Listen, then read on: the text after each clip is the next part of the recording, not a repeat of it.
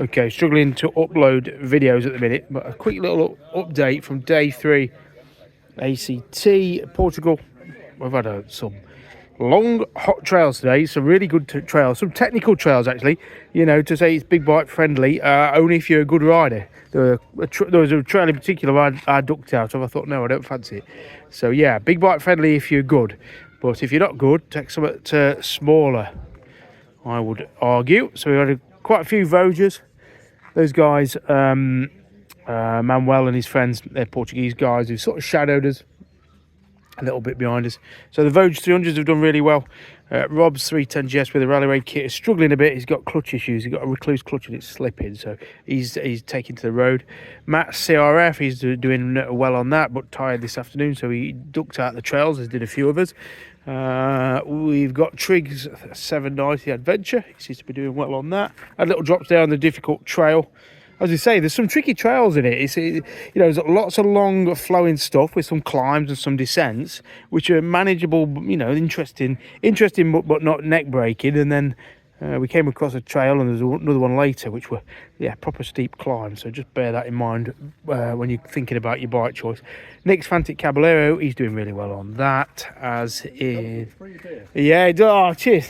Oh, thanks, mate. Appreciate that. We're doing a. Thank you. Enjoy. Talking about bikes. Doing well, isn't it, Nick, this one? Yeah, Tony's XT, what are they, 660s? He's doing well on that. He says he just puts it in second and plods through, so he's doing well. The gang of Himmies, so we've got a group. We've got 1, 2, 3 Himmy 450s, and then Craig on his CF Moto 450 MT. They're riding as a pack, so that's really good to see. Craig's come on a lot. His confidence is growing. And the Himmies are a good bike for this, you know, I will say, as is a CF Moto. The Vosges 800, which I am on, let me come around the other side so we can see better for the sun. The Vosges 800, yeah, it is a big bike. Look, this is kind of, you know, ACT market bike, big adventure, large capacity adventure bikes. I'm not struggling on it, but it's keeping me on my toes, and there's times when you'd wish for a little bit less weight. So that's why, you know, coming back to it, if you're coming down to do any of these ACT tracks, if you're a good rider, you can do them on a bigger bike. But if you're just, you know, novice to intermediate, I definitely would recommend one of the smaller ones. We've got Mike on the 411. He's doing really well on that. You know, he's a good, strong rider, Mike. For him, that's all the bike you'll ever need. Matt on his brand new CRF, not had a oil change or anything. He's just bought it from the showroom and come and ridden it on this with a Lomo bag on the back. So he's enjoying that. We've got a second CRF. That's Alex's. He's got some nice Krieger luggage on that. Again, great bike for this trip. And then Julian, who's my second rider, he's on his 890 KTM Adventure. So a good mix of bikes, and it's really interesting riding them all not back to back, but, you know, alongside each other, just to see how people are getting on.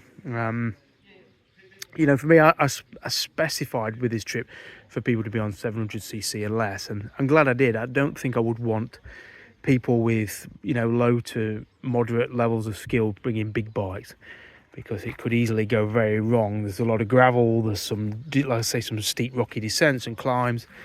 Unless you know what you're doing, you could get in a lot of trouble. So small bikes are definitely an advantage. So we're just at Alamal River Club. This is where we're staying.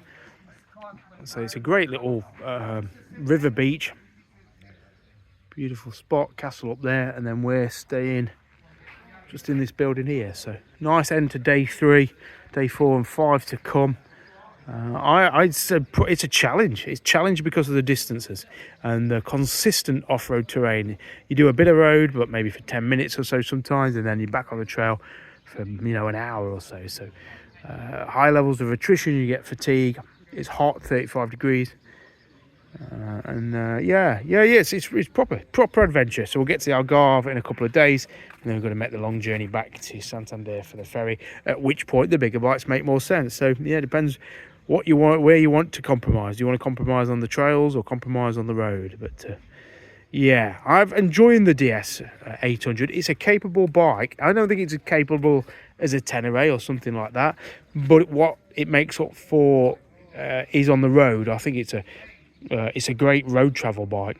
tubeless spoke rims, 24-litre tank, good hard luggage.